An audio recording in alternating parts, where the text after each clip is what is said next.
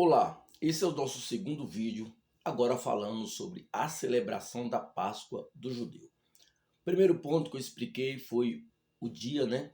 Que para nós é o dia 14, que é a noite do dia, é o início do dia 15 no calendário judaico. Primeiro ponto, a festa era uma noite única, era a noite de Persa. O que significa Persa? A palavra a travessia. E qual é o ponto mais forte? É a travessia da morte por cima da nação de Israel ali naquela noite. Então era comemorada essa travessia da morte. A morte atravessou e não matou os primogênitos. E dentro dessa questão da morte atravessou, foi o sinal mais forte e impactante para que o faraó permitisse que o povo fosse servir ao Senhor no deserto. E aí começa a libertação de Israel. Então essa data para o judeu raiz ou para o judeu messiânico, ela é uma data que não se compara a nenhuma outra data.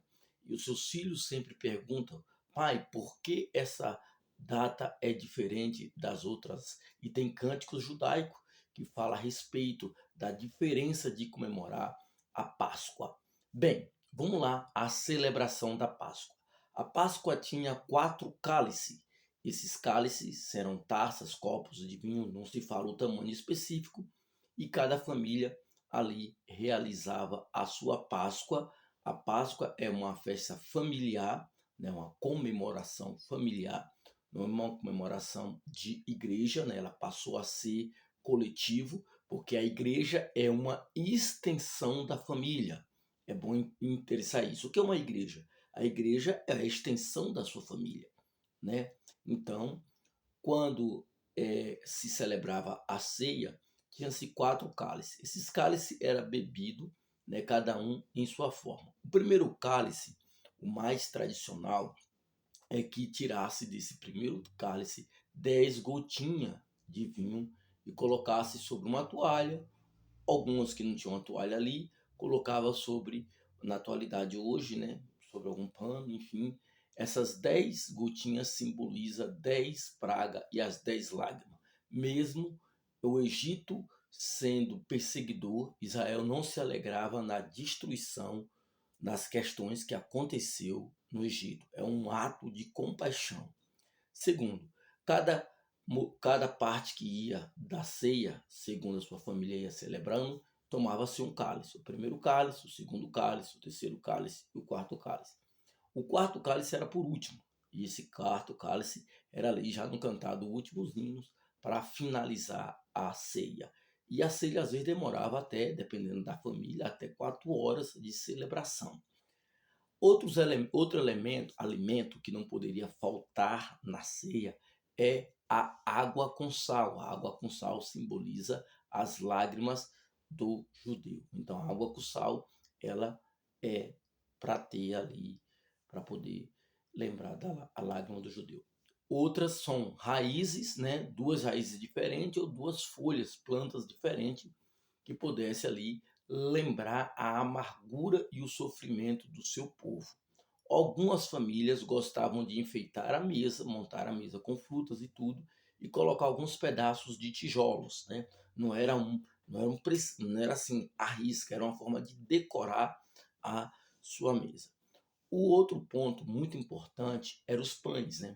Pães asmo, né, que é o pão sem fermento, né?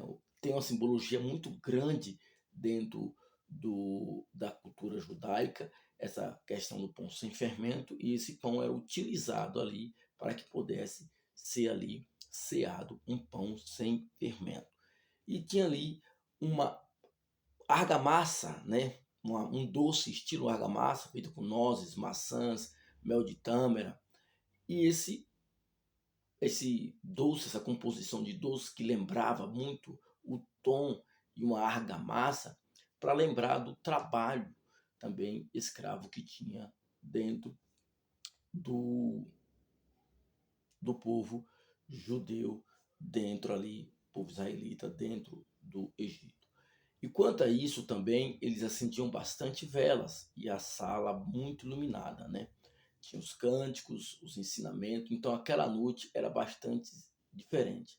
E essa noite ela simboliza, né, os pontos fortes que é: te tirei, te escolhi, te remi e te salvei, né? Então tem essas questões que é muito importante. E a ceia também serve para eliminar, né, um momento de você eliminar três grandes males do ser humano. O primeiro é a inveja, né? A inveja, a preguiça e os apegos aos bens materiais, né? É como você possuir qualquer coisa, mas ter como não tivesse. Seu coração não pode estar nos seus bens. Não é pecado ter bens, é pecado você inclinar-se para a sua riqueza e achar que sua riqueza é tudo. E a Páscoa, além de fazer lembrar do sofrimento, além de ser uma festa bem alegre, bem movimentada, uma festa entre família, uma festa de você compartilhar com seu irmão. Tem outra, tinha o carré, né? A gente chama de carré, tem um nome hebraico correto, que é um pedaço de carne com osso, para lembrar do sacrifício do cordeiro. Então, a ceia tinha pão, tinha a argamassa, tinha a ágrima com lágrimas, tinha as amarguras e tinha o carré para lembrar ali da morte do cordeiro que salvou. Então, essa é a Páscoa do judeu. Vamos falar aqui um pouco, já pegando esse vídeo, e falar por que mudaram o rito da Páscoa, tiraram da data. O Conselho de Nicéia, em 325, esse grande conselho, ele revela muitas coisas que mudou. Primeira coisa que o conselho, uma das primeiras coisas que o conselho mudou, foi a data e o calendário da Páscoa. Depois, a forma de começar a celebrar a Páscoa. Essas mudanças já haviam acontecido com algumas pessoas que levam o título de pais da igreja. Né? Os pais, agora eu não sei como é o pai da igreja. Pode ser o pai da sua igreja, mas não o pai da igreja. Então, essas pessoas começaram a mudar. E isso Paulo disse que dentro daquele povo, assim que ele partisse, começariam a levantar homens que levantariam falsos ensinamentos e doutrinas de demônio. Paulo alerta isso nas suas cartas para Timóteo, alerta isso em Atos capítulo 20, a respeito dessas pessoas que iam levantar e mudar o evangelho. Isso Paulo enfrentou com alguns falsos cristãos que tinham um jugo pesado e chegou a querer colocar na igreja de Colossenses, e a igreja de Colossenses sofreu muito ali por essas questões, e Paulo levanta e repreende os filipenses duramente, dizendo que se ainda descesse um anjo do céu, ou se eles mesmos voltassem a pregar outro evangelho, concederia anátema. Mas vocês sabem que muito bem, o sistema para querer o poder e manipular, e vendo que a religião é um canal forte, foi modificando as questões durante o tempo. 325 foi uma data crucial para a mudança do calendário da Páscoa, para a mudança do ritual da Páscoa e principalmente para a questão de orar de joelho. Foi transmitida ali, quem estuda sabe disso. Também a mudança da oração, que as orações eram todas de joelho, passou algumas orações ser formadas em pé, principalmente nos templos, né? Nós temos aquela oração que nós chegamos, tradicional em algumas igrejas, oramos de joelho, mas depois todas as orações formais são em pé. A leitura da palavra em pé, então começou a se trazer essas questões que não tem nada a ver com o cristianismo primitivo. Vou dar uma pausa aqui e voltar um pouco. Quando Jesus faz a sua ceia, ele já havia, presta atenção, depois de haver ceado, tomou o pão e partiu. Ele cumpriu o rito judaico, né, que ele era judeu. Depois ele partiu o pão, né, depois de haver ceado, partiu o pão, dando graça, disse, né, tomai e comei, este é o meu corpo.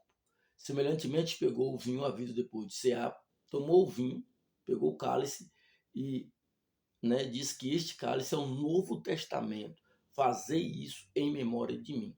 Esse fazer se refere, porque nós não temos outra questão de quantas vezes. Então se refere que a mesma data pascual do judeu é a mesma data de celebrar a vinda de Cristo. E isso aí a gente vai encontrar nas escrituras que houve bastante coisas bastante refeição, bastante ajuntamento, bastante comunhão entre o povo judeu, entre os cristãos primitivos, mas não houve essa questão de todo final de domingo eles sentavam para repartir o pão e tomar a ceia do Senhor. Não. Aquele partir o pão, eles eram judeus, eles estavam ali cumprindo os mandamentos judaicos, e aquele não existia o Novo Testamento, e aquele partir o pão significava as primeiras horas depois do Shabat, que é o dia de domingo. As primeiras horas de domingo eles reuniam para comer, para conversar, para se divertirem, para ter comunhão.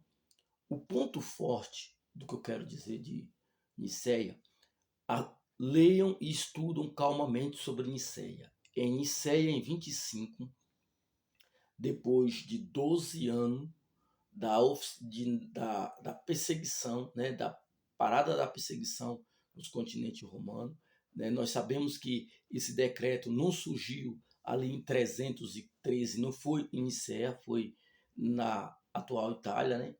Então, quando acontece essa questão da liberação, 12 anos depois, Constantino convoca os bispos. Foram mais de 1.800 bispos convocados, só que só apresentaram 287, menos de 300 bispos estavam lá. Ali não quer dizer que todos os bispos estavam querendo concordar com Nicéia, com o concílio, com a questão, com a visão de Constantino. Ali não existe Igreja Católica Apostólica Romana. A igreja que tem ali é um concílio que eles tinham como Igreja Universal, quer dizer, Igreja Católica. A palavra católica vem de universal. Mas a Igreja Católica não havia nascido ali. A Igreja Católica tinha alguns raízes de membros que frequentavam o poder romano.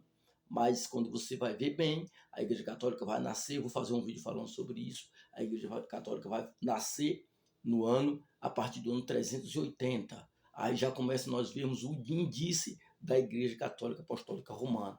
Ela tem parte, alguns bispos, algumas pessoas que foram fundadores e que adquiriu o poder, tem parte nessas mudanças da Páscoa, tem parte porque é ramificação.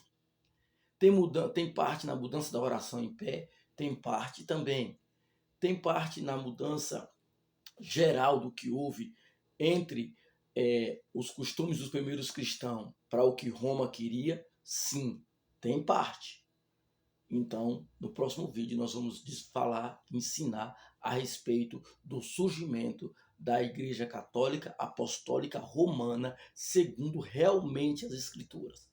A Igreja Católica Apostólica Romana não é a Igreja Mãe.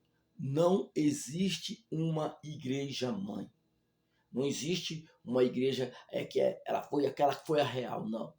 A Igreja de Cristo é todos aqueles que creem no Evangelho de Cristo, na crucificação, que conseguem entender e captar a mensagem do Espírito Santo, guiar sobre ela, e um dia será os eleitos de Deus tirado da terra. Nenhum poder humano está acima do poder de Cristo, nem na terra, nem nos céus e nem em qualquer lugar. Nenhuma entidade pode se titular como a única graça aonde opera e salva. Nem ela católica, nem ela protestante, nem ela de denominação nenhuma. Quem separará a sua igreja é Cristo Jesus, nosso Senhor. E só saberemos da verdadeira igreja de Cristo no dia que ele vier remir o seu povo. Essa é a história da ceia e a mudança das questões. Roma sempre causando mudança.